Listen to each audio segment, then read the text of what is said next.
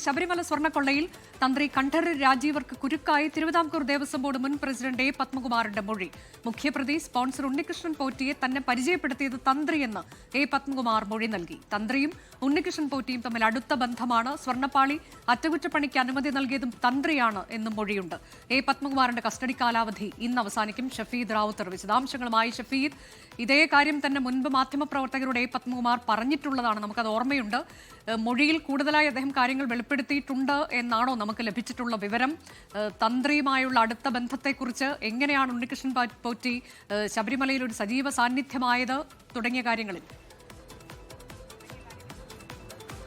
അനുജ, മാധ്യമങ്ങൾക്ക് മുൻപിൽ ഇതുവരെ എ പത്മകുമാർ പറഞ്ഞതുപോലെയല്ല, മറിച്ച് അന്വേഷണ സംഘത്തിന് മുൻപിൽ തന്ത്രിക്കെതിരെ എ പത്മകുമാർ മൊഴി നൽകുമ്പോൾ അതിന് പലതരം മാനങ്ങളുണ്ട്. പ്രത്യേകിച്ച് ഇന്നലെ ഉച്ച മുതലാണ് എ പത്മകുമാറിനെ ഈഞ്ചക്കൽ ക്രൈംബ്രാഞ്ച് ഓഫീസിൽ SIT ചോദ്യം ചെയ്തു വരുന്നത്. നേരത്തെ തന്നെ ഇക്കാര്യത്തിൽ എ പത്മകുമാർ ആരുടെയൊക്കെ പേര് പറയും, എന്തൊക്കെ കാര്യങ്ങൾ പറയും, മാത്രവുമല്ല സാമ്പത്തിക ഇടപാടുകൾ എന്തായിരിക്കും എ പത്മകുമാറിന്റെ വിശദീകരണം എന്നൊക്കെയുള്ള കാര്യങ്ങളിൽ ഒരാകാംക്ഷ ഉണ്ടായിരുന്നു. എന്നാൽ നിലവിൽ പുറത്തു വരുന്ന വിവരമനുസരിച്ച് പത്മകുമാറിന്റെ ആദ്യ മൊഴി അത് തന്ത്രി കണ്ഠരര് രാജീവർക്ക് കുരുക്കാകുന്ന വിധത്തിലാണ് എന്നുള്ളതാണ് SITയിൽ നിന്ന് ലഭിക്കുന്ന വിവരം. അതിൽ ഏറ്റവും പ്രധാനം, ഉണ്ണികൃഷ്ണൻ പോറ്റിയെ തനിക്ക് പരിചയപ്പെടുത്തിയത് തന്ത്രിയാണെന്ന് എ പത്മകുമാർ അന്വേഷണ സംഘത്തിന് മുന്നിൽ മൊഴി നൽകിയിട്ടുണ്ട്. തനിക്ക് മറ്റു കാര്യങ്ങൾ അറിയില്ല. ദേവസ്വം ബോർഡ് യോഗത്തിലെ മിനിറ്റ്സിൽ കൃത്രിമത്വം അടക്കമുള്ള കാര്യങ്ങൾ സാങ്കേതിക പിഴവായിരിക്കാം.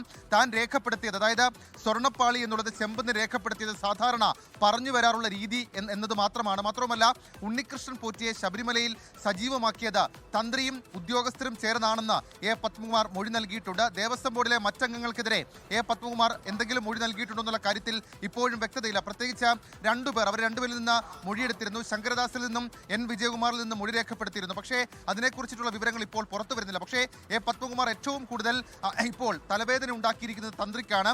തന്ത്രി ഇക്കാര്യത്തിൽ അറിവുണ്ട്, അല്ലെങ്കിൽ തന്ത്രിക്ക് ഉണ്ണികൃഷ്ണൻ പോറ്റി അടുത്ത ബന്ധമുണ്ട്, ഉദ്യോഗസ്ഥർക്ക് അടുത്ത ബന്ധമുണ്ട് തരത്തിലേക്കുള്ള മൊഴി അത് എ പത്മകുമാർ നൽകിയിട്ടുണ്ട്. പക്ഷേ ഇന്ന് ഉച്ചവരെ എ പത്മകുമാറിനെ ചോദ്യം ചെയ്തേക്കാം. ഇന്ന് വൈകിട്ടോടുകൂടിയാണ് കസ്റ്റഡി കാലാവധി അവസാനിക്കുക.